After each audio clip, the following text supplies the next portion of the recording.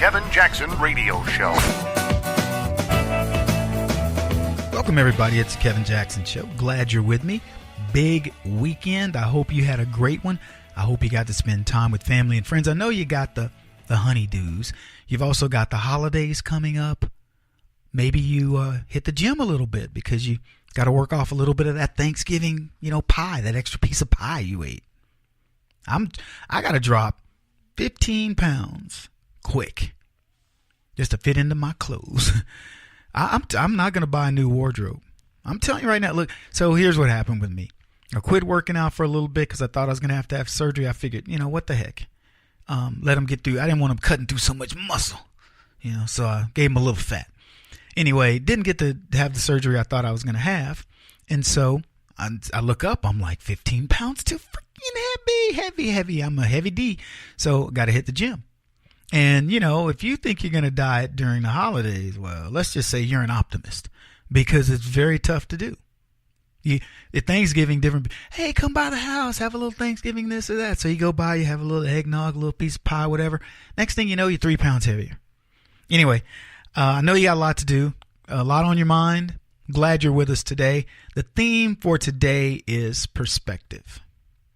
And it's funny. Perspective is one of those things that changes with everybody. But you can always look at things from a different perspective. And what I was having a discussion. Who was I having this discussion with? Oh, you know what it was? It was a meeting. A wealthy family has a thing at their house once a month, and they invite people over. They own a grocery store chain, and they invite people over to discuss various issues, political issues, but it's all meant to be very open. And one of the things, they had a radio host who was the guy, and one of the things that he said was, he said, we all have to be more open-minded. And he finished up and it was a feel-good story and all that. His brother had been killed in the war, and he took up the mantle and became a radio host out of nowhere. Wasn't a very good student, and found himself obviously conservative in his political thinking. But he believes that if we just talk to people, things are going to change. And I'm going, I don't think it will. I mean, when it was time for Q&A, I said, I disagree with you. I said, I've watched leftists. They don't change their mind. They're very dogmatic. And I said, and he says, well, Kevin, one-on-one, they tend to, I said, one-on-one, no question, they will listen a little better because they don't have the cacophony of people going, oh, he crazy. So they'll listen a little bit, but it takes a lot to change their minds. But here's the main thing. I said, and I looked around the room, there must have been 100 people. I said, in this room, there are people who are willing. I said, I don't think there's a person in this room, in fact, who's not willing to hear what they have to say. You could say to me, Kevin, I really believe pedophiles are good people. And I'll say, really? Tell me more. But then I want to have my say. And I want to say, as much as I understand that the mind of a pedophile doesn't see things the way we do. It's like an anorexic that sees herself as too fat. I said, I can acknowledge that an anorexic sees herself as too fat, but that doesn't make it right. I can acknowledge that a pedophile can rationalize, sex with a child, but that doesn't make it right. And I can back that up from an argument's perspective by giving you facts and talking about impact on children and so on and so forth.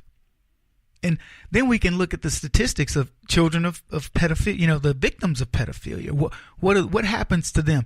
Their suicide rate is geometrically higher than a child who doesn't suffer from that. And I could go on. But I'm willing to listen to them, even though I think it's a crackpot idea. But what I said to the guys, they don't listen to us. They don't want to. The minute you say to somebody, I voted for Trump, I didn't vote for Obama, I didn't vote for Hillary, I don't vote for Democrats, whatever, pick your poison. I'm not a progressive. I don't believe in gay marriage. I own guns. I go to church. There's a host of things that are triggers, and then suddenly they no longer want to hear your perspective. So that's one aspect. And then I also want to look at perspective on things that have happened in the media. What do you think about it? You know, we got a lot to talk about. Kate Steinle's killer gets off. Is your perspective, that's a terrible thing? It is, but I can tell you something that might make you feel a little better about it.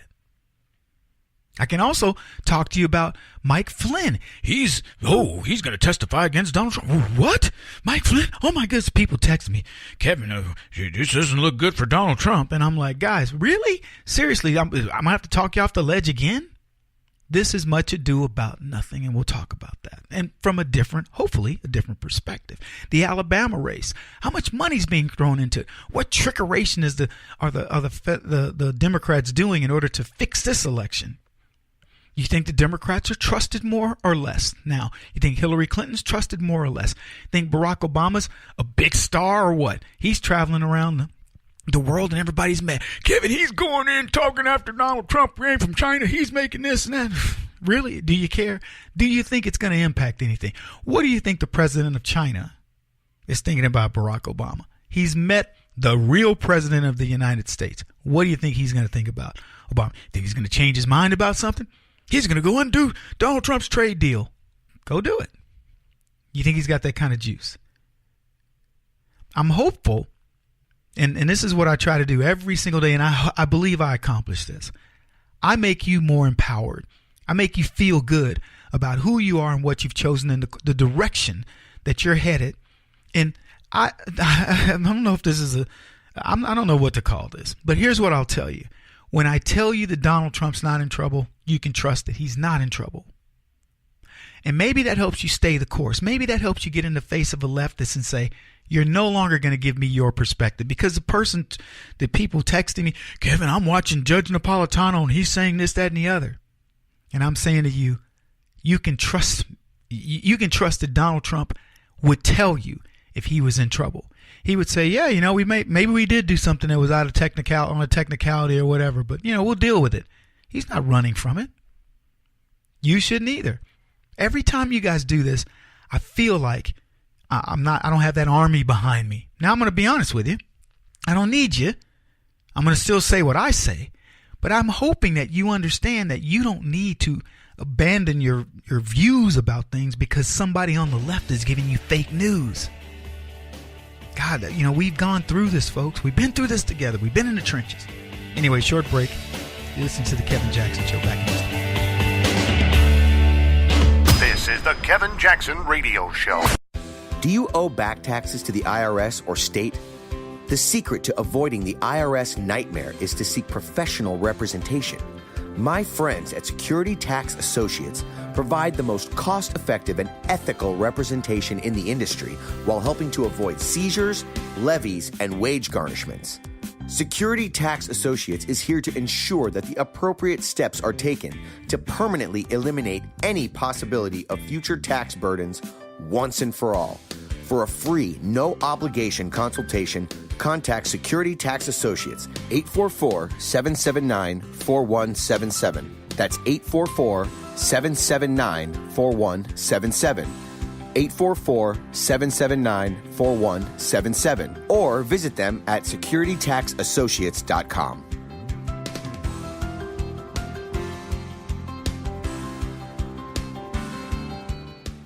Beth Cook Moranville, author of Closer Than Your Breath, a book of hope. Hope, that wonderful, wonderful 4-letter word that you may feel completely out of. I wrote this book to give you great hope. It's not too late. If fetal position is an all too familiar place for you, I understand. If the next 60 seconds are too long, this book is for you. Wherever you are right now, whether you're dealing with divorce or death or sickness, take hope. You are going to make it through this pain. Don't roll your eyes. I've walked this road and I know it. The best is yet to come. Closer Than Your Breath, a book of hope from author and speaker Beth Cook Moranville, can be found on Amazon.com or Kindle.com. For more information, visit closerthanyourBreath.com or on Facebook at Closer Than Your Breath.